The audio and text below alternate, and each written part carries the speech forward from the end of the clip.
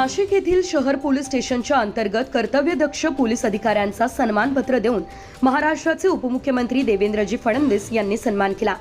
नाशिक येथील अनेक पोलीस पदक पदोन्नती याशिवाय आपल्या कर्तव्यावर लक्ष देणारे कर्तव्यदक्ष अधिकाऱ्यांचा सन्मान सोहळा पार पडला।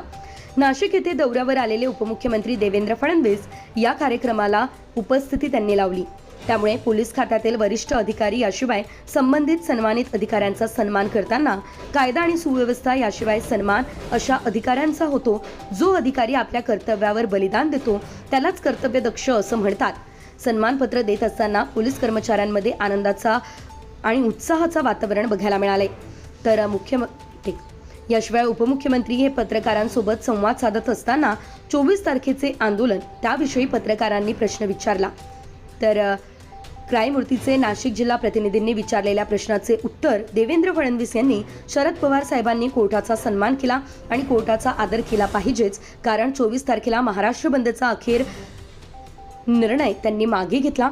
त्याबद्दल त्यांनी विरोधी पक्षांचे देखील आभार मानले, कारण न्यायालयाच्या आदेशानं कुठल्याही राष्ट्रीय पक्षाचे अधिकाऱ्यांनी असे महाराष्ट्र बंदची हाक देणे योग्य नाही।